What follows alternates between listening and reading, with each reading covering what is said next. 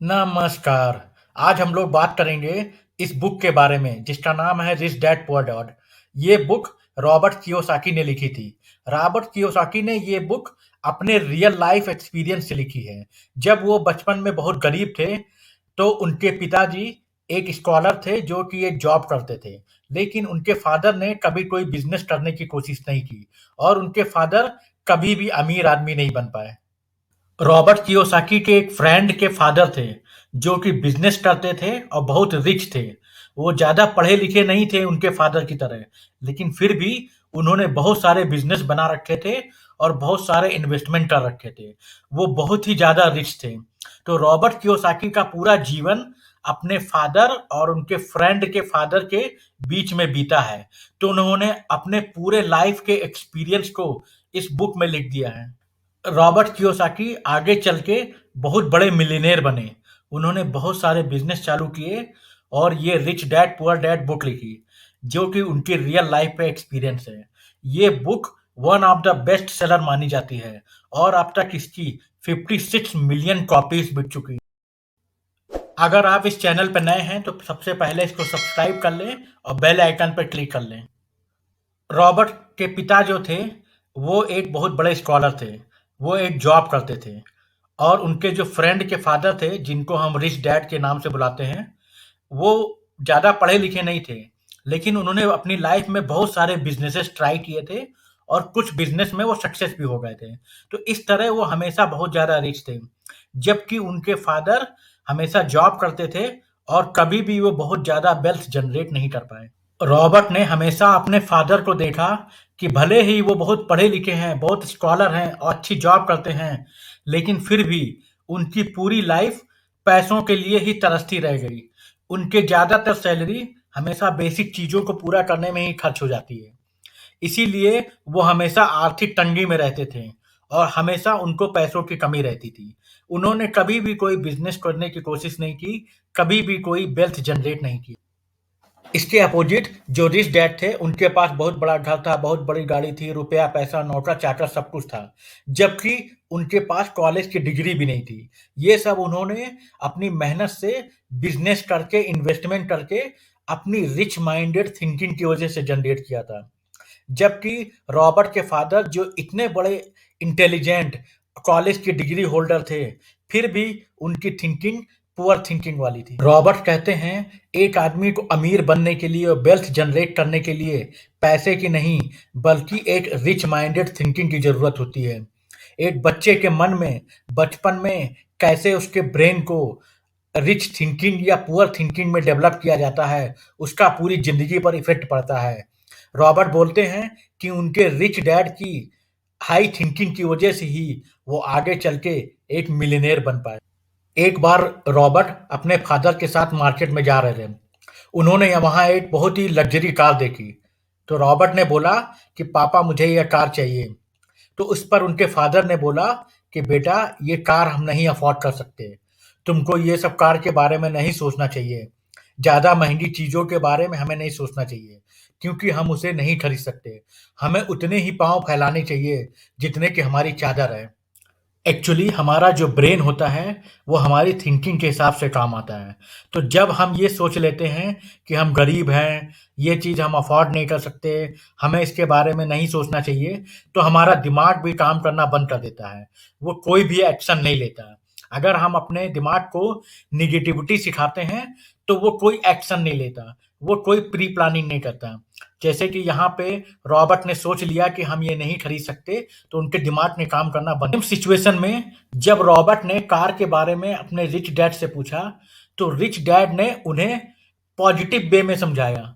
Rich dad ने बोला कि अगर तुमको ये लग्जरी कार खरीदना है, तो तुमको सबसे पहले अमीर बनना पड़ेगा। तो तुमको कार को खरीदने से पहले तुम अमीर कैसे बन सकते हो ये सोचना चाहिए। और तुम अमीर तभी बन सकते हो जब तुम अपना बिजनेस चालू करो या बहुत अच्छा इन्वेस्टमेंट करो। क्योंकि यहाँ पर रिच डैड ने उसको पॉजिटिव वे में समझाया, तो रॉबर्ट का जो ब्रेन है, अब वो एक्शन में आ गया। उसने ये सोचना चालू कर दिया कि अगर कार खरीदना है तो पहले हमें रिच बनना पड़ेगा और रिच बनने के लिए हमको इन्वेस्टमेंट करना पड़ेगा और इन्वेस्टमेंट करने के लिए हमें बिजनेस चलाना पड़ेगा। तो इस तरह उसके दिमाग ने रॉबर्ट के दिमाग ने एक्स्ट्रा काम करना चालू कर दिया और उसको बिजनेस और इन्वेस्टमेंट करने के लिए प्रवोक करने लगा। क्योंकि रॉबर्ट के फादर एक खुद बहुत इंटेलिजेंट स्टूडेंट थे डिग्री कॉलेज में, तो वो भी रॉबर्ट को हमेशा ये सलाह देते थे कि तुमको अच्छे कॉलेज में जाना चाहिए, अच्छी डिग्री लेनी चाहिए। डिग्री के बाद तुमको बहुत अच्छे जॉब मिलेगी अच्छी कंपनी में, और एक बार तुमको अच्छी जॉब मिल गई, तुम्हारी पूरी लाइफ सेटल हो जाएगी, पूरी लाइफ हैप्पी बीतेगी। लेकिन रॉबर्ट ने अपने फादर को हमेशा प्रॉब्लम में ही देखा था पैसों के लिए पूरी ज़िंदगी। तो इसलिए वो इसके अपोजिट जो रिच डैड थे वो हमेशा रॉबर्ट को ये सिखाते थे कि जॉब करके तुम कभी भी रिच और वेल्थी नहीं बन सकते। तुम सिर्फ बिज़नेस और इन्वेस्टमेंट करके ही वेल्थी बन सकते हो। इसलिए तुमको बिज़नेस में इन्वेस्ट करना चाहिए, स्टॉक मार्केट में इन्वेस्ट करना चाहिए और ज़्यादा से ज़्यादा पैसा कमाना चाहिए। अगर तुम जॉब करोगे तो पूरी ज़िंदगी अपनी बेसिक घरेलू ज़रूरतों को ही पूरा करते रहोगे और हमेशा पैसों की तंगी में रहोगे। रॉबर्ट कहते हैं कि जो पुअर माइंड थिंकिंग वाले लोग होते हैं, वो जॉब को ही सब कुछ समझते हैं। वो 9 टू 5 जॉब करते हैं, इससे उनको एक फिक्स सैलरी मिलती है और वो उसी में खुश रहते हैं। जबकि वो पूरी ज़िंदगी कभी वेल्थ जनरेट नहीं कर पाते और वो अपना टाइम घर में टीवी देखने या फालतू की चीज़ों में बर्बाद करते हैं। ये लोग कभी भी अमीर नहीं बनते, क्योंकि ये लोग अभी भी पुअर थिंकिंग के स्लेव हैं। जो रिच माइंडेड थिंकिंग वाले लोग होते हैं, वो बिज़नेस करके, इन्वेस्टमेंट करके बहुत ही कम टाइम में बहुत अच्छा वेल्थ जनरेट कर लेते हैं। क्योंकि वो माइंड से स्लेव नहीं होते, बल्कि उनका माइंड हमेशा ज़्यादा से ज़्यादा वेल्थ जनरेट करने के बारे में सोचता है और वो जल्दी रिटायर होके पूरी दुनिया में जाकर घूम-घूम कर अपनी लाइफ एन्जॉय करते हैं। ऐसे लोग बहुत कम होते हैं। आप देख सकते हैं जो वॉरेन बफेट, एलन मस्क जैसे लोग कुछ वॉरेन बफेट ने बहुत पहले 1985 में कोको कोला कंपनी में अपना एक इन्वेस्टमेंट किया था। दोस्तों, जैसे जैसे कोको कोला कंपनी बढ़ती गई, उनका इन्वेस्टमेंट भी बढ़ता गया और उनको हर साल $500 मिलियन डिविडेंड के रूप में मिलते हैं कोको कोला कंपनी से। उन्होंने आज तक अपने शेयर नहीं बेचे हैं। 1999 में एलन मस्क ने जिप2 नाम की एक कंपनी बनाई थी, जिसे कॉम्पैक्ट ने खरीद लिया था। इस कंपनी के बदले में एलन मस्क को $300 मिलियन मिले थे। अगर कोई मिडिल क्लास मेंटालिटी का पीपल होता, तो वो सोचता कि चलो अब मुझे काम करने की ज़रूरत नहीं है। $300 मिलियन में मैं पूरी ज़िंदगी आराम से खा सकता हूँ। लेकिन एलन मस्क एक रिच मेंटालिटी वाले पर्सन थे। वो यहीं पर नहीं रुके। एलन मस्क अपनी वेल्थ को और ज़्यादा करना चाहते थे। इसीलिए उन्होंने और मेहनत करना चालू किया और सन 2000 में उन्होंने पेपाल नाम की दूसरी कंपनी बनाई। पेपाल को बाद में ईबे ने $1.5 बिलियन में खरीद लिया था और एलन मस्क एक बिलियनियर बन गए। लेकिन एलन मस्क वहां भी नहीं रुके और उन्होंने आगे जाके स्पेसएक्स नाम की कंपनी बनाई और आज वो दुनिया के अगर ये वीडियो और इसकी जानकारी आपके लिए यूज़फुल है, तो कृपया इस वीडियो को लाइक करें और दूसरों को भी शेयर करें और कमेंट बॉक्स में कमेंट भी करें।